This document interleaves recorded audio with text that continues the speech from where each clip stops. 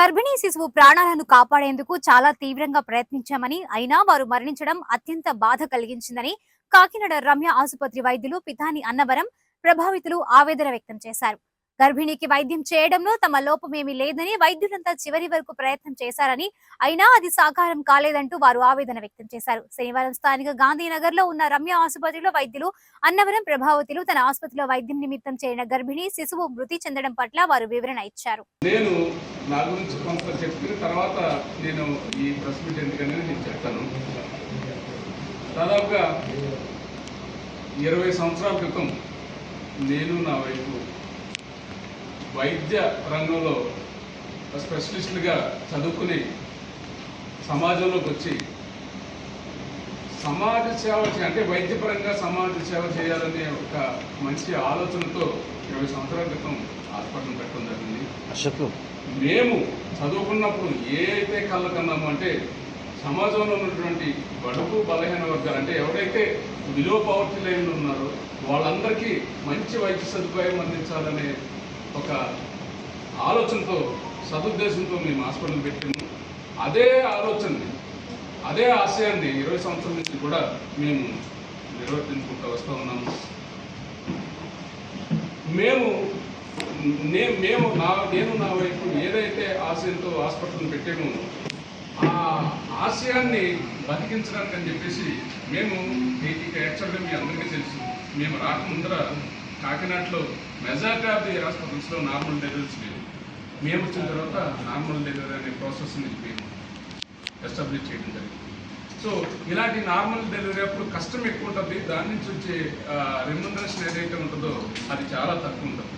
దాన్ని నేను సమాధానం చేయడానికి అని చెప్పేసి నేను ప్రాన్ కల్చర్ అని, అదేవిధంగా విజయవాడ ప్లాట్లు కట్టడం అని, దాని నుంచి అదేవిధంగా వైజాగ్లో స్థలాలు కొని అమ్మడం అని, ఇట్లాంటి వాటి నుంచి అంటే హాస్పిటల్ నుంచి రెవెన్యూ సరిగ్గా రావట్లేదు కాబట్టి మా ఆశయాన్ని బతికించాలి కాబట్టి నేను మళ్ళీ వేరే ఎక్స్ట్రా సోర్సెస్ ఆఫ్ ఇన్కమ్ని నేను జనరేట్ చేసి ఇక్కడ హాస్పిటల్లో పెట్టి మేము మా ఆశయాన్ని 20 సంవత్సరాల నుంచి కూడా బతికించుకుంటూ వస్తూ ఉన్నాము. గత కొంతకాలంగా అంటే ఇప్పటి వరకు అంటే 18 సంవత్సరాల నుంచి 19 సంవత్సరాల నుంచి బాగానే ఉంది. కానీ 1 year నుంచి కొంతమంది వ్యక్తులు మిమ్మల్ని వాళ్ళ ఆధీనంలో తీసుకున్నారు. లేదంటే ఏం జరుగుతుందో తెలియదు కానీ మా మీద బురద జల్లుతూ వస్తే పరిస్థితులు మేము ప్లస్ మీరు చూస్తూ ఉన్నారు.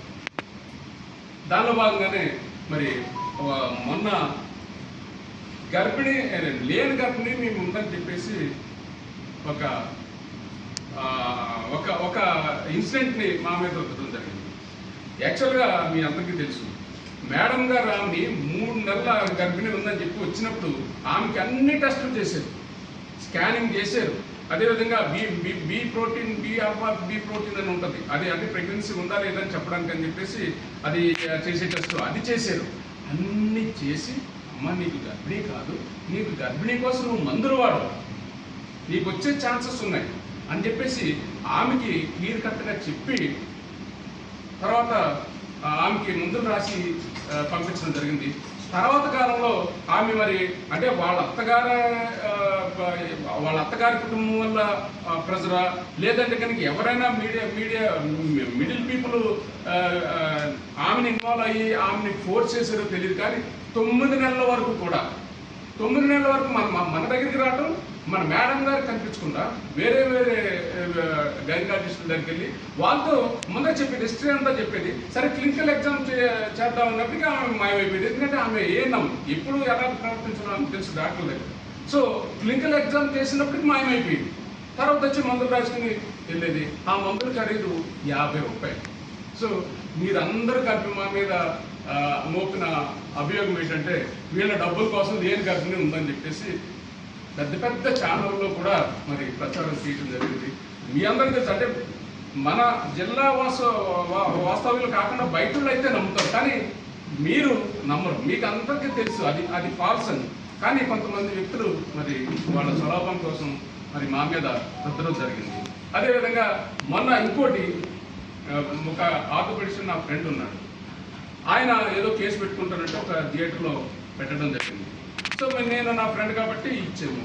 ఆయన ముందరే చెప్పాడంట, ఆమెమో 70 సంవత్సరాలు డేట్ తీయటం అవ్వదు, అలా ఉంచేసుకోమ్మా, దానివల్ల నీకు ఇబ్బంది ఏంటంటే, ఆమె అలా కాదండి నాకు చేయాలి మీరని చెప్పేసి ఆయన పూర్తి చేయటం, ఇదంతా మాకు తెలియదు. డేట్ రమ్మన్నాడు, ఇచ్చాము. అంటే అది మళ్ళీ మా మీద రుద్దేయటం, ఇదిగో హాస్పిటల్లో మీ వల్ల ఒక పేషెంట్ ఇబ్బంది అయింది. అలా రాత్రి మొన్న మామూలుగా మేమందరం ఉన్నాం అక్కడ. దాన్ని యామినేట్ ఫ్లూయిడ్ ఎంబాలిజం అంటారు. అది మళ్ళీ మేడం గారు వచ్చి మీకు చెప్తారు. నేను మామూలుగా మీకు ముందర చెప్పాలని ఉద్దేశంతో చెప్తా ఉన్నాను. ఆమె second delivery, first delivery normal delivery, second డెలివరీకి 10 రోజుల క్రితమే మన దగ్గరికి వచ్చి చూపించుకోవడానికి వచ్చారు. 10 రోజుల తర్వాత మళ్ళీ మన హాస్పిటల్కి వచ్చి డెలివరీ కోసం జాయిన్ అయ్యారు. ఉదయం జాయిన్ అయ్యారు. మేము డెలివరీ ప్రాసెస్ మొదలెట్టాము.